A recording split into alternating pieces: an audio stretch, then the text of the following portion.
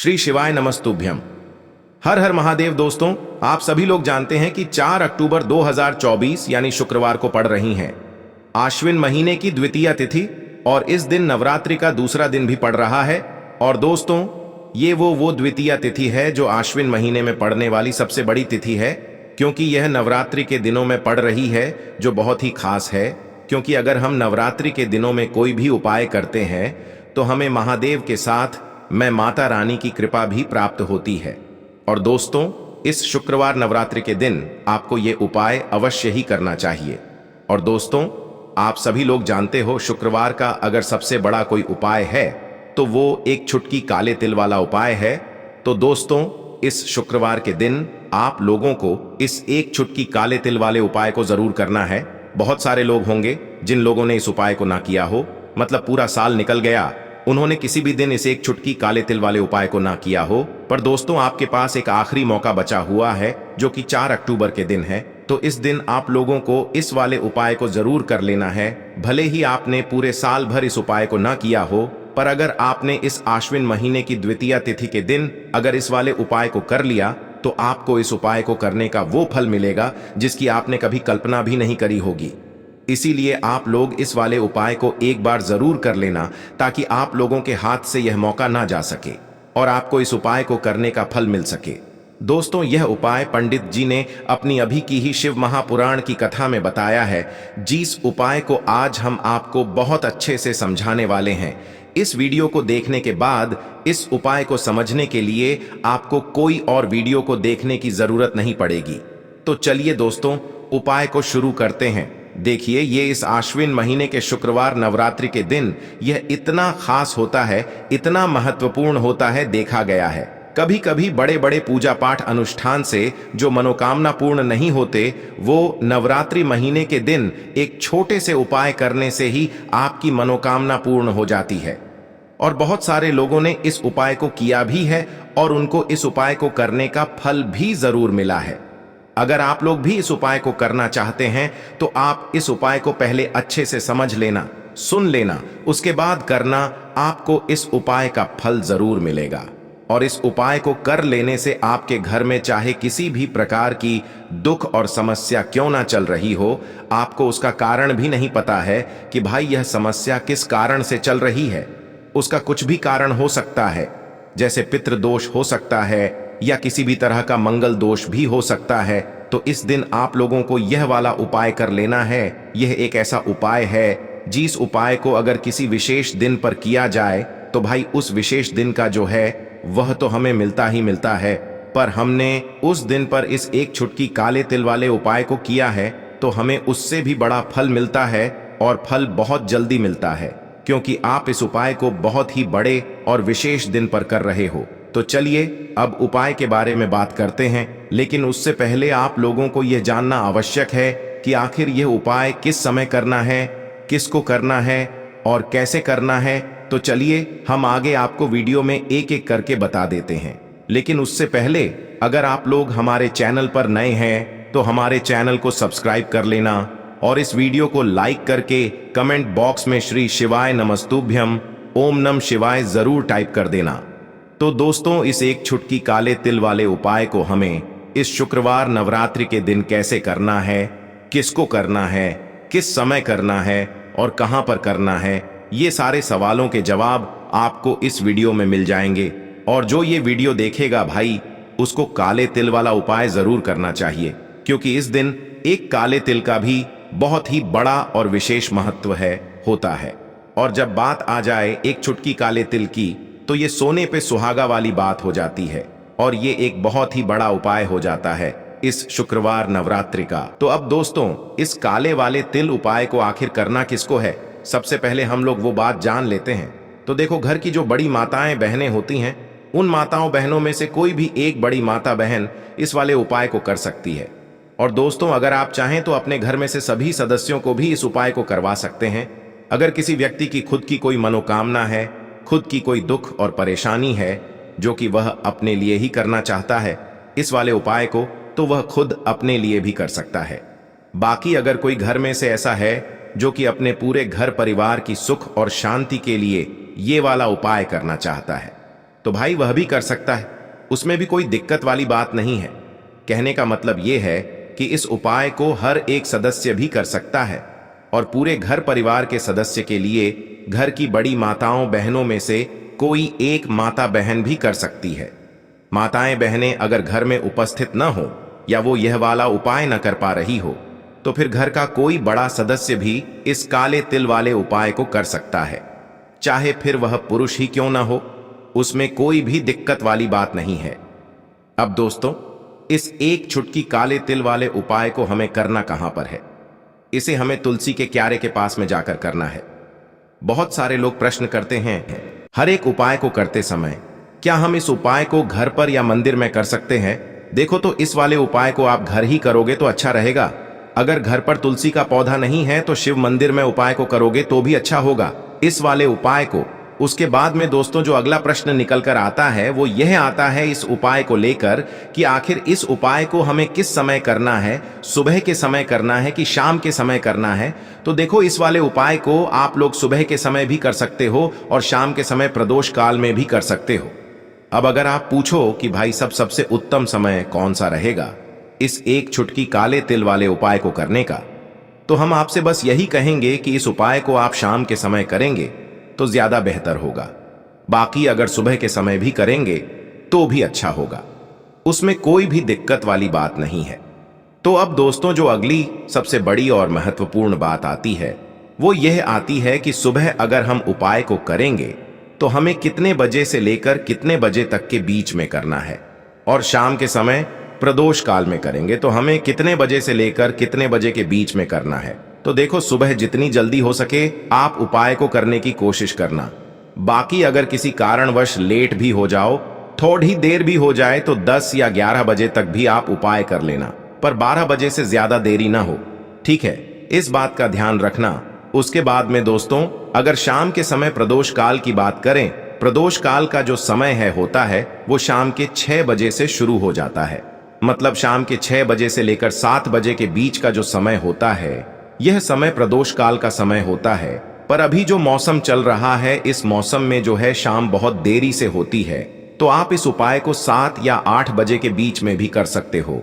मतलब शाम के 6 बजे से रात 8 बजे के बीच में आप कभी भी इस वाले उपाय को कर सकते हो, उसमें कोई भी दिक्कत वाली बात नहीं है। परंतु शुक्रवार के दिन कोशिश करना कि समय के अंतर्गत ही कर लो। किसी कारणवश ना कर पाओ तो थोड़ा देरी से भी कर सकते हो, आपको उपाय का फल जरूर मिलेगा। तो चलिए बात करते हैं हमारे पहले उपाय की। देखिए, इस उपाय के लिए आपको 2 दीपक लेने होंगे। दोनों ही दीपक आप मिट्टी के भी ले सकते हैं और दोनों ही दीपक आप शुद्ध आटा मढ़कर उनके भी तैयार कर सकते हैं। अब दोस्तों दोनों ही दीपक के अंदर आपको शुद्ध घी का प्रयोग करना होगा और एक दीपक के अंदर आपको गोल रुई की बाती का प्रयोग करना होगा और एक दीपक के अंदर आपको लंबी बाती का प्रयोग करना होगा। लंबी बाती वाले दीपक के अंदर आप मौली वाला जो धागा आता है कलावा का, उसकी बाती का प्रयोग भी आप लंबी बाती वाले दीपक के अंदर कर सकते हैं। देखिए, 2 दीपक वाला ये चमत्कारी उपाय केवल शुक्रवार की रात्रि में ही किया जाता है, इसीलिए आपको इस उपाय को बहुत ही ध्यान से समझना। इसी के साथ में आपको एक चुटकी काले तिल के दाने लेना है और इसी के साथ में आपको मात्र एक चुटकी हल्दी भी लेनी होगी।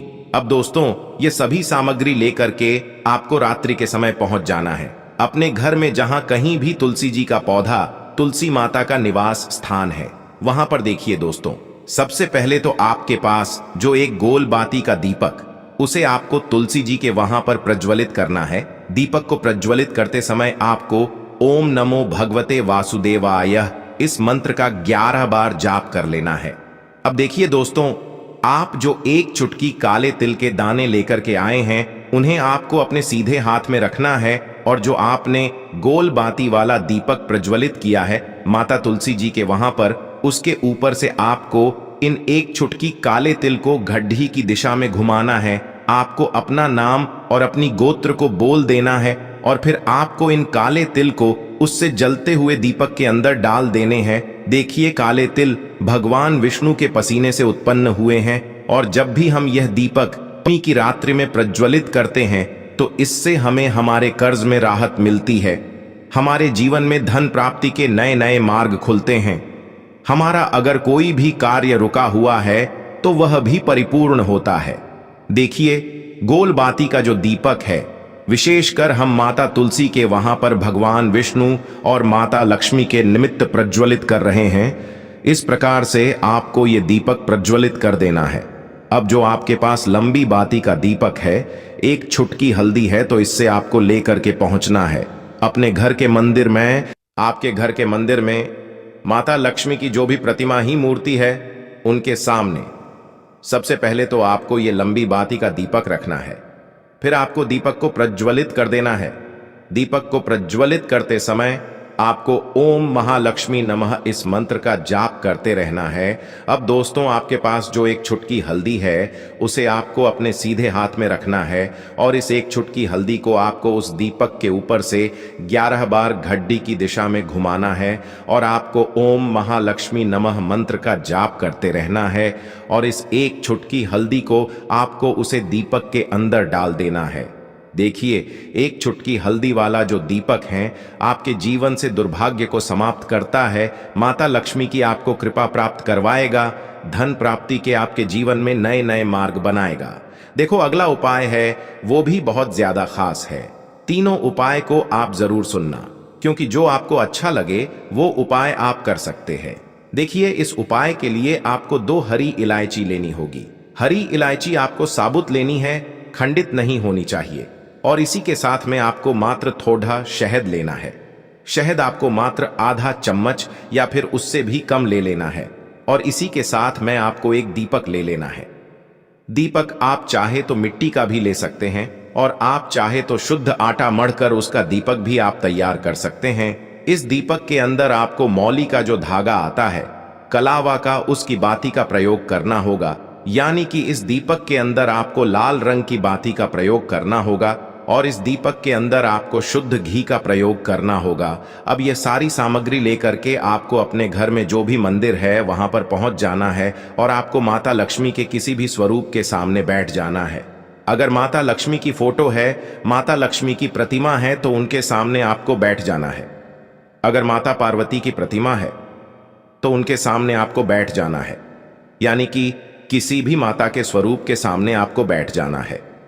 अब देखिए, सबसे पहले तो आपको माता रानी के सामने थोड़ी सी चावल की ढेरी बना देनी है। यानी कि थोड़ी सी अक्षत के दाने आपको माता रानी के सामने रखना है। उसके बाद आप जो एक दीपक लेकर के गए हैं, उस दीपक को आपको उन्हीं चावल के दानों के ऊपर रख देना है और फिर इस दीपक को आपको माता रानी के सामने प्रज्वलित कर देना है। देखें, इस दीपक को प्रज्वलित करते समय आपको ओम महालक्ष्मी नमः इस मंत्र का लगातार जाप करते रहना है। दीपक को प्रज्वलित करने के बाद आप जो 2 हरी इलायची लेकर के गए हैं, उसमें से एक हरी इलायची को तो आपको उसी दीपक के अंदर डाल देनी है और वहीं पर आपको कम से कम 21 बार ओम महालक्ष्मी नमः इस मंत्र का जाप कर लेना है। अब आपके पास जो शहद है और एक हरी इलायची है, उसे सीधे आपको लेकर के पहुंच जाना है।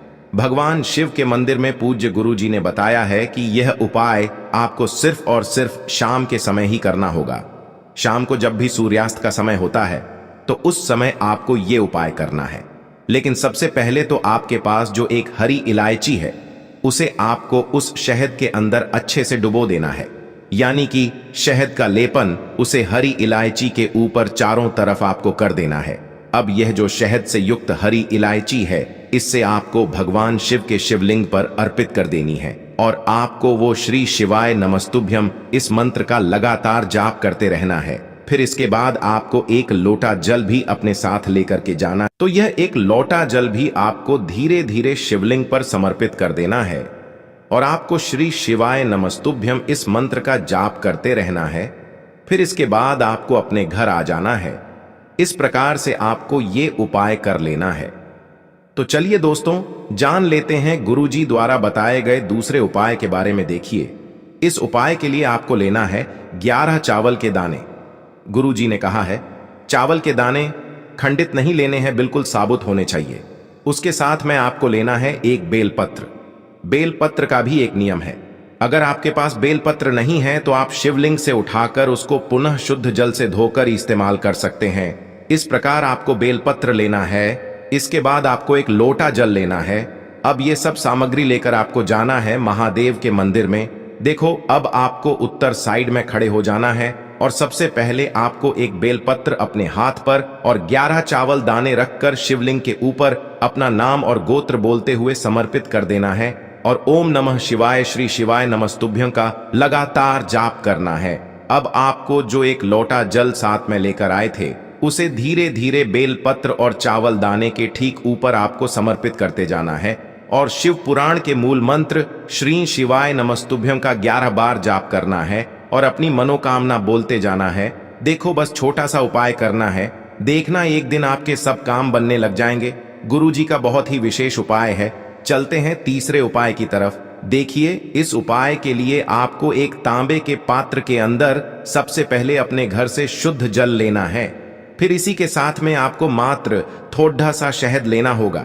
शहद आपको आधा चम्मच या फिर उससे भी कम लेना है और इसी के साथ मैं आपको एक प्यारी सी बेलपत्र ले लेनी है। बेलपत्र यदि आपको नहीं मिल पाती है तो भगवान शिव के शिवलिंग पर चढ़ी हुई बेलपत्रों को आप पुण्य शुद्ध जल से धोकर के उपयोग कर सकते हैं और बेलपत्र जो है वह कहीं से भी कटी फटी खंडित नहीं होनी चाहिए। अब ये तीनों सामग्री लेकर के सीधे आपको पहुंच जाना होगा भगवान शिव के मंदिर में। ये उपाय सुबह से लेकर के शाम तक किसी भी समय कर सकते हैं। देखिए, सबसे पहले तो आपके पास जो शहद है उससे आपको अपने सीधे हाथ की चींटी उंगली के जो पास वाली उंगली होती है अनामिका उंगली, उसमें थोड़ा सा शहद आपको लेना है और इससे फिर आपको शिवलिंग पर जहां माता सुंदरी का स्थान होता है वहां पर आपको ओम का निर्माण करना है। लेकिन जलाधारी के बिल्कुल बीच में जो स्थान होता है उससे माता अशोक सुंदरी का स्थान कहते हैं और इसी स्थान पर आपको शहद से ओम का निर्माण करना है। अब दोस्तों, आपके पास जो एक बेलपत्र है उससे आपको अपने सीधे हाथ की हथेली पर रखना है और महादेव से आपको अपनी वह विशेष मनोकामना, आपके जीवन में जो भी संकट चल रहे हैं, जो भी समस्याएं चल रही हैं, जो भी जीवन में दुर्भाग्य बना हुआ है, आप अपने किसी भी कार्य में सफल नहीं हो पा रहे हैं, तो जिस भी प्रकार की आपकी समस्या है उसे दूर करने के लिए आपको महादेव से प्रार्थना कर लेनी है और फिर यह जो एक बेलपत्र है इससे आपको शिवलिंग पर माता अशोक सुंदरी वाले स्थान पर समर्पित कर देनी है। देखिए, जहां पर आपने ओम का निर्माण किया है उसी के ऊपर आपको ये बेलपत्र भी समर्पित कर देनी है। देखिए, बेलपत्र की चिकनी साइड का हिस्सा शिवलिंग से स्पर्श होगा और इसकी जो डंडी है वो आपको जलाधारी की ओर रखनी है। पत्ती वाला भाग शिवलिंग की तरफ रहेगा। इसी प्रकार से आपको यह बेलपत्र समर्पित कर देनी है। अब दोस्तों, आपके पास जो एक जल का पात्र है उसमें से थोड़ा सा जल तो आपको बेलपत्र की जो आगे वाली पत्ती है उस पर आपको समर्पित करना है और आपको श्री शिवाय नमस्तुभ्यं इस मंत्र का जाप कर लेना है। फिर उस पात्र के अंदर जो जल बचेगा उसे पूरा आपको भगवान शिव के शिवलिंग पर धीरे धीरे समर्पित करते जाना है और लगातार आपको शिव महापुराण के मूल मंत्र श्री शिवाय नमस्तुभ्यं इस मंत्र का जाप करते रहना है। गुरुजी ने कहा है कि जल आपको इतने धीरे धीरे समर्पित करना है कि जल समर्पित करते हुए आप कम से कम 11 बार श्री शिवाय नमस्तुभ्यं या फिर ओम नमः शिवाय इस मंत्र का जाप कर सके। फिर इसके बाद वापस आपको अपने घर आ जाना है। इस प्रकार से आपको ये उपाय कर लेना है। आप देखेंगे कि आपकी सभी मनोकामनाएं अवश्य ही पूरी होंगी। ये उपाय आपको अवश्य करने हैं। इस वीडियो में हमने आपको 3 से 4 महा उपाय आपको बताए हैं जो आपको शुक्रवार के दिन करने हैं। अगर आपके मन में उपाय से जुड़ा कोई भी सवाल है तो हमें कमेंट बॉक्स में पूछ सकते हैं। उपाय करते समय कोई भी गलती नहीं करनी है। अगर आपको हमारी वीडियो पसंद आए तो हमारे इस चैनल को सब्सक्राइब जरूर करें। हर हर महादेव। ओम नमः शिवाय। श्री शिवाय नमस्तुभ्यं।